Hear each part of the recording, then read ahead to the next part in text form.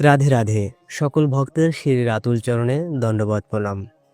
অনেকেই বলেন, অল্প বয়সে সাধু হওয়া কি ভালো নাকি? যখন বয়স হবে তখন সাধন ভোজন করব। এখন অল্প বয়স, খাও দাও ফুর্তি করো, মজা মাস্তি করো। তা আজকে আমরা আলোচনা করব, অল্প বয়সে সাধু হওয়া কি ভালো নাকি খারাপ, শাস্ত্র কি বলে। চলুন শ্রবণ করি।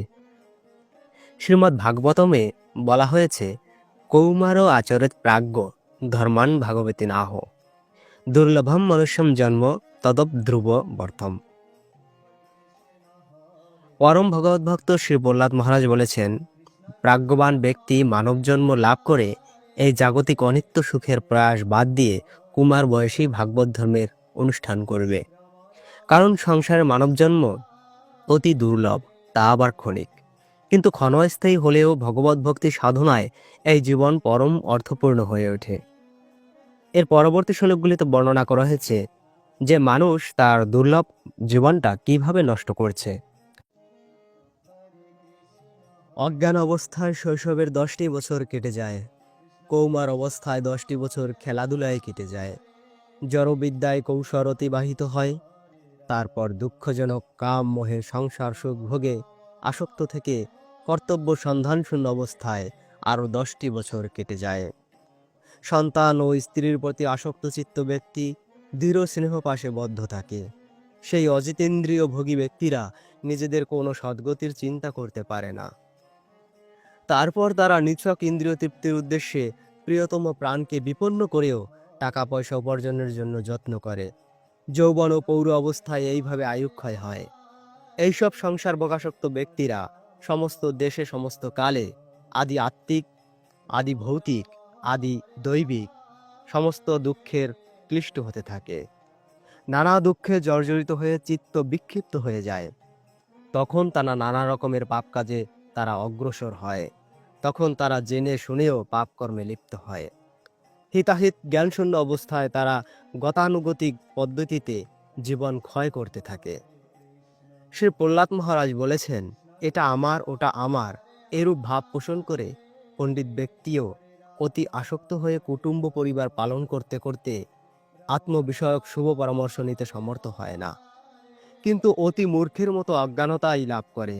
এবং কোনো দেশে কোনো কালে জ্ঞানহীন ভগবত বিমুখ ব্যক্তি নিজেকে ভবচক্র থেকে মুক্ত করতে পারে না, অর্থাৎ জন্ম জন্মান্তর ধরে তারা দুঃখপূর্ণ জড়জীবন গ্রহণ করতে থাকে। শ্রীমদ্ ভাগবতে পরবর্তী শ্লোকে বলা হয়েছে, কামলম্পট ব্যক্তিরা স্ত্রীদের খেলার হরিণের মতো হয়ে পড়ে। মূর্খতাবশত পুত্র পৌত্র ইত্যাদির প্রতি আসক্তিও তারা ছাড়তে পারে না। মানুষ তার জীবনের মোট আয়ুর অর্ধাংশ ঘুমিয়েই কাটিয়ে দেয়। দিন হিসেবে কারো বয়স যদি 70 হয়, তবে 35 বছর প্রায় ঘুমিয়েই সে কাটিয়েছে, এবং বাদবাকি তথাকথিত জাগ্রত অবস্থায় সে নানা প্রজল্প, নানা রাজনীতি, কূটনীতি, অনর্থ, শয়তানি চিন্তায় কাটিয়ে দেয়। মৃত্যুর দরজায় উপনীত হওয়াকে বার্ধক্য বলে। সেই হিসেবে একটি শিশুও বৃদ্ধ, কেননা যে কোনো মুহূর্তেই আমাদের মৃত্যু হতে পারে। আমরা সবাই মৃত্যুর দরজায় দাঁড়িয়ে আছি, ভবিষ্যতের বিশ্বাস নেই, আমরাও অকাল মৃত্যু হতে পারে। বার্ধক্য সবার ভাগ্যে জোটে না। অনেকে মনে করেন এখন যা ইচ্ছা তাই করা যাক, পরে যখন চুল পাকবে, সবকিছু সমস্যা জটিল হয়ে পড়বে, মেজাজ খিটখিটি হবে, দাঁত পড়ে যাবে, চোখে ছানি পড়বে, কান কালা হয়ে যাবে, হাত পা পক্ষাঘাতগ্রস্ত হবে। যখন বিছানায় মলমূত্র ত্যাগ করব এবং কফ পিত্ত বায়ুতে এই দেহপিণ্ডটা ভর্তি হবে, সকলের অবস্থাও বিড়ম্বনার কারণ হয়ে দাঁড়াবো, তখন খুব করে নেচে গিয়ে ভগবানের নাম কীর্তন সাধন করব। সেই সব কাম পাগলা ব্যক্তি আত্মঘাতী, আত্মপ্রবঞ্চক ছাড়া আর কিছুই নয়। তাই হরিভজন একমাত্র মানব জীবনের জন্যই, এবং তাই ছোটবেলা থেকেই বৈদিক পন্থায় জীবন গঠন করতে হয়। তারপর ব্রহ্মচারী কিংবা গৃহস্থ কিংবা সন্ন্যাসী যাই হন না কেন, সর্বদা কৃষ্ণ ভক্তির অনুকূলে থাকারই মূল কথা। রাধে রাধে। সকলে ভালো থাকবেন।